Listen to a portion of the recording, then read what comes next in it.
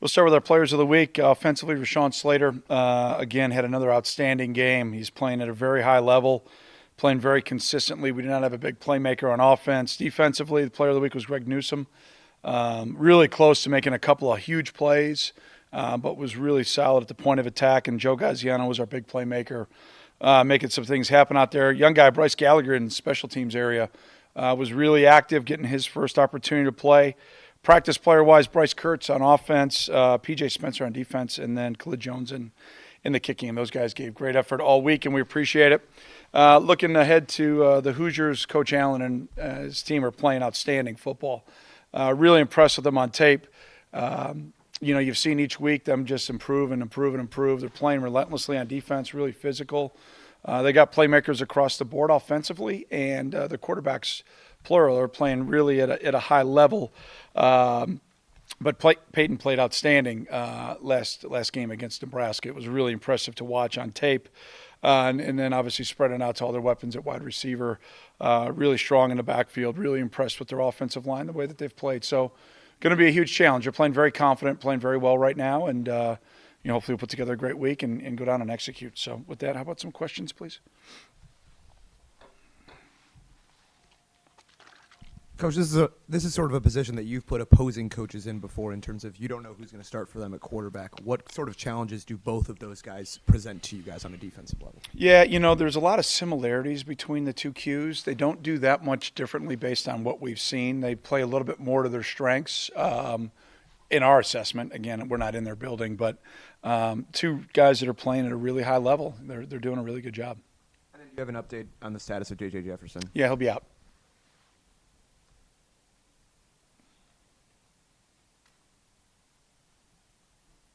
Also, updates on Trevor Kent and Ernest Brown.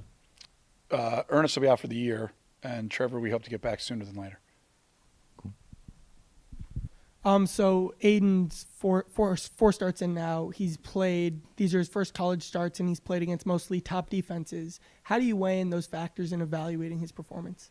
Well, I think, again, my 14 years, the number one quality great quarterbacks have is they find a way to help us to victory, right? And so we're not where we want to be right there in that area, obviously. I know everybody's frustrated. I'm more frustrated than anybody, but I use that instead of being negative. I use it as motivation, and just try to work even harder, even smarter to try to give the guys as much as I can give. Trying to meet with more guys one-on-one than maybe I have in the past, just to really do nothing more than just encourage them, just really try to raise their confidence. And I'll do that at some point this week with Aiden. But as I look at just overall on offense, just our execution and our ability to make big plays has been really stymied here the last month-ish or so. We have played some really good teams, but we expect to beat and execute against those teams. And when we don't, we put ourselves in a tough situation, and that's kind of why we're at where we're at. So just got to get the guys to be confident and trust themselves. They're really, again, and this is, you might not believe me, but they've been working incredibly hard in practice. I don't have any issues at all with the attitude. We got to get them to play cleaner and take it to Saturday. And, again, I got asked the other day on Saturday, this is your first time here. Yeah, I haven't had a team this inconsistent, especially on one side of the ball. And so we've just got to do a great job as coaches. It's on us. We got to get it to where we get guys that can get them to execute and with confidence. And we're obviously not there yet from a consistency standpoint, and it's really obviously hurting our team. With Aiden specifically, can you cite an area where he's improved over his first few games? Well, I think from a standpoint of putting us in some of the right plays that we maybe didn't ask him to do a month ago, he's done some good things that way and made some good checks. Obviously there were some things Saturday that we got to get the ball out of our hand. You guys probably watched the tape after you went home, and I went home and watched it. That's the biggest thing that jumped out to me. We got to get the ball out of our hands.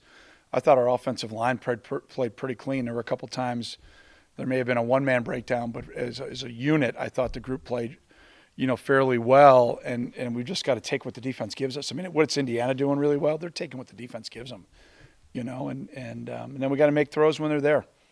We got to make throws when we're there, and we got to catch the ball for those guys. We had a couple of inopportune drops.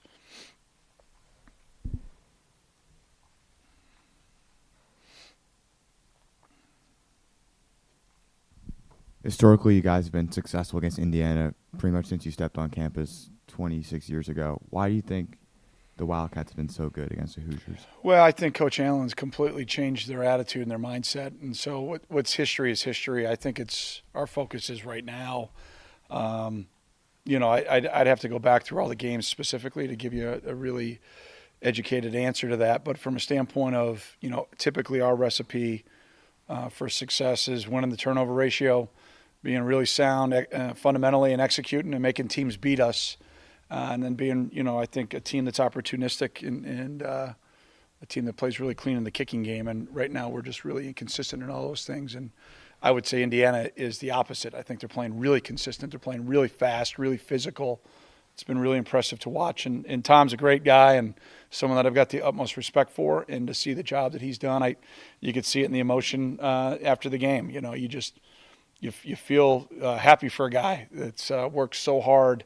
And I know it's him and his staff and the players. I don't minimize that, but I'm really happy for him and for his program. You already mentioned Rochon Slater. What do you think his more natural position is, right tackle or left tackle? And he's gotten the Player of the Week the last 2 weeks, going against two of the best defensive ends in the country. What does that say? Oh, he's played great the last couple of weeks, and he's played really well all year. I think he's played, like I said, maybe last week at an all Big Ten level. No one has probably been more consistent against those two guys than he was, and those two guys are great players. I mean, two may be the number one pick in the draft. And what did he have, like 5 sacks against Wisconsin or something like that? 4, and a caused fumble, so pretty impressive. So he's playing great. Rochon's playing, first of all, he's playing fundamentally really sound. When you watch him, fundamentally he's been great. I mean, there's maybe been 1 or 2 plays all year that his fundamentals have gotten him in trouble a little bit, but the rest of the year he's been really, really clean. I think he's really benefited by some of the technique changes that we've made with Kurt taking over the O-line. Things making a little bit maybe more sense. And he's also experienced. This is his 3rd-year plan. I think with all the battles he's been through and all the really good players he's played against, I think Rochon could play any position on the offensive line. I think he's that athletic. I think he's that smart. On Sunday, what will they want him to play? I don't know. I coach Saturday football. I'm not smart enough to know what the guys on Sunday will want, but, he's a Sunday player. I think he's proven that the last 2 weeks at a minimum. So really proud of him. He's doing a great job. Coach, you expected coming into the season to have a guy in TJ Green at quarterback position who had at least seen some time for you guys in games, and now you're down to only guys who haven't seen any time on the field. And you've had this experience. You had this in years past. You and Mick have both seen this with Clayton in his first year. What do you guys do differently in your system and in your preparation when you have guys who have no experience on the field trying to come in and get going? Yeah, I mean, you try to, first and foremost, put together a game plan that the guys feel confident in, that they can execute. And, when you go through the week and you see things get executed, you feel pretty good about it. You feel like, all right, we're going to go Saturday and let's get the thing started and get them off to a fast start and try to find a way to get their confidence up in game. And then, it's a myriad of different things schematically. I'm not going to go into all those, but, you just hope to see them get off to a fast start. Struggles are representative of maybe you guys haven't done a good enough job with that, or is it something else? I think it's all of us. I mean, I think we all own it. I mean, it starts and ends with us as coaches first and foremost. There's no doubt about that. I mean, we've got to do everything in our power to be able to help guys be successful, and when they're not, it starts and ends with us. So we start there.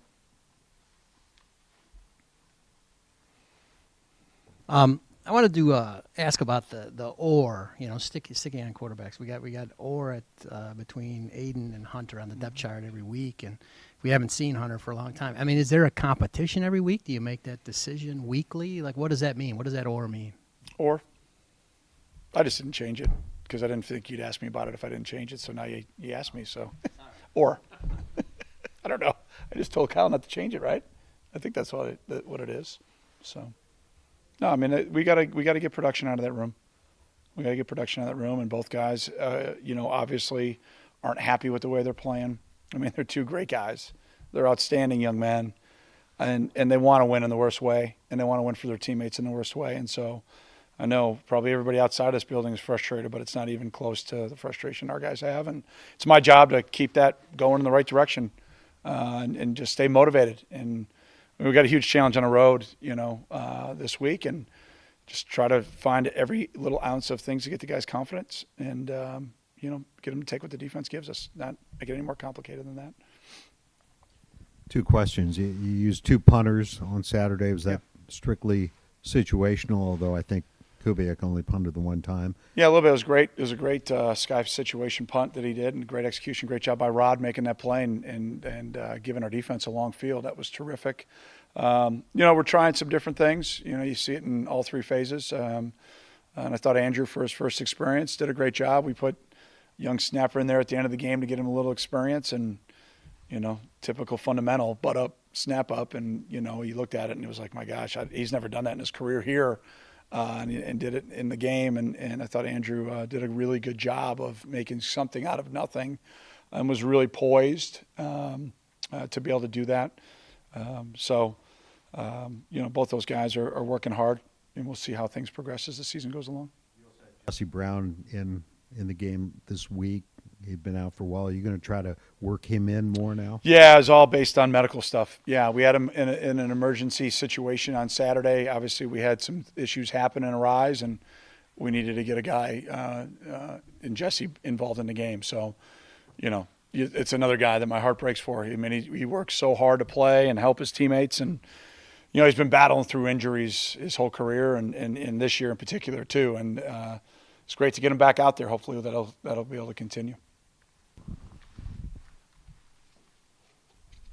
For whatever the two deep says, Coach, it seems like Aiden has clearly cemented himself as a starter over these past couple of weeks. What has he done in practice to separate himself from Hunter? Yeah, I don't know if it's.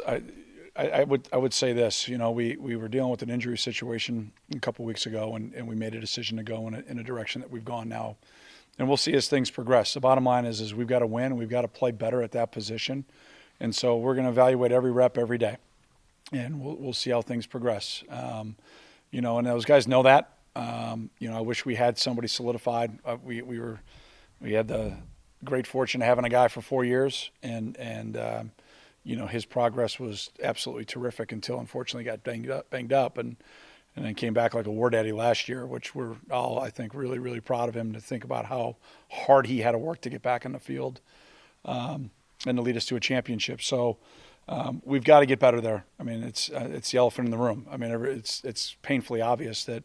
But we got to help them too. I mean, you look at the turnover ratio, we're -9.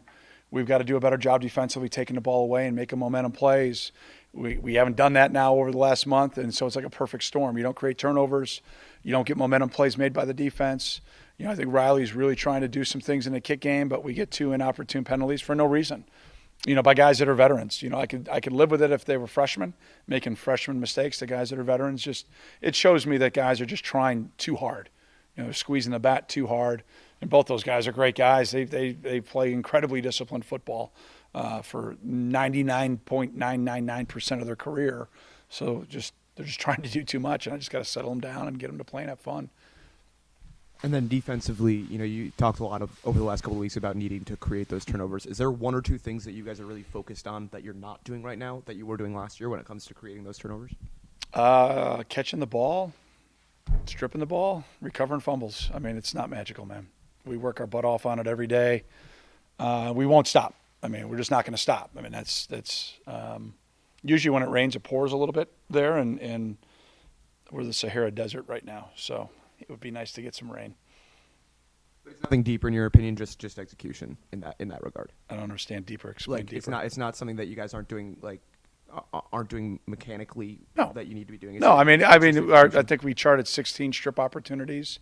We didn't have enough. That was all that we had on Saturday, and we weren't good enough. Our effort level wasn't high enough in the game to be able to get. I think we chart the percentages and all that, and we were not very satisfied at all as a defensive staff with the effort level to get the ball back. So yeah, there's a lot we can do. There's no doubt about that, but. From a preparation standpoint, we work it every day, every single day, every single day. So it's kind of like the quarterback. It's why is there a disconnect and it's not happened on Saturday? Got 5 more to go with this group, and hopefully we'll get that turned back around to be able to get a 6th. Because when it goes, it's pretty cool. Last year, and pretty good at it. So, same drills. Yes, please. What does make Tyrick a viable option at running back, and how have you evaluated his play there? No, he's really talented. He's explosive. He's a guy that we're just trying to find ways and creative ways to get touches and get the ball in his hands. And, I'm really proud of him because he's got a lot on his plate mentally, and he hasn't made one mental mistake yet. So I'm really proud of him for that. I think he's just adding depth at a position where, you guys know, we haven't been healthy all year. And so we're trying to get an explosive athlete in there to hopefully get us some things going and be able to make some plays. Getting back to that, 16 strip opportunities, is that a lot or a little? And how do you Depends on measure the that? game. Yeah. Eddie Soto, our great assistant, is the one that charts it. We sometimes don't think his numbers are correct, but that's okay. We like having fun with him. But Someone's carrying the ball out. yeah, there? I mean, like if you got the microphone in your left hand there, and I come and I'm the second guy in, and I have a strip opportunity, that's where it is. If the ball's in the other hand, then I should probably be going for a tackle or a punch. It just depends on the ball security too of the player. So you got to credit our opponents. They've done a really good job of taking care of the ball too.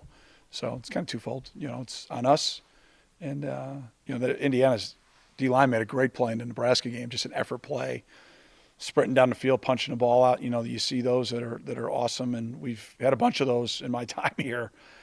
So just got to give more effort. Just got to give more effort.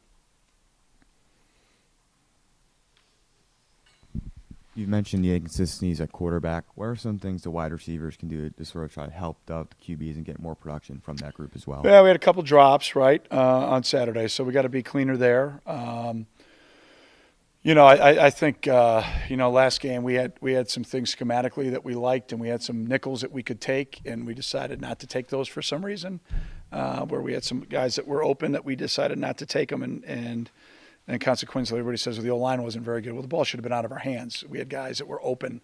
We missed a couple shots that could have helped. We got to win some one-on-ones. We got one-on-one tackle opportunities. We got to win those situations to help our quarterbacks out. There's no question about that. Am I like getting the ball out with a nickel situation? Yeah, I mean, you're running a shallow crossing route and guys right in front of us, and just give them the ball. I mean, the concept might be covered at the outside, but there's a guy open right in front of us. Take the nickel. Take the 5 yards, let the guy go make a play. We had that multiple times on Saturday, multiple times. And so it's just confidence, it's trust. Most good quarterbacks, I mean, I didn't watch a lot of ball yesterday. We're obviously really busy, but I was able to catch a couple of plays. And a lot of those quarterbacks on Sunday, man, they don't hold the ball real long. That thing is out right now. And we're calling a lot of those plays, and sometimes we're seeing them, sometimes we're not. A lot of our plays that we've had availability to make. Sometimes we had a one-man breakdown up front.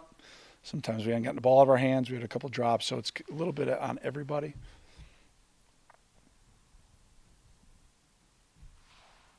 Anything else? All right, thanks, Coach. All right, thanks. Happy Halloween. Yeah, thanks a lot. Go Cats.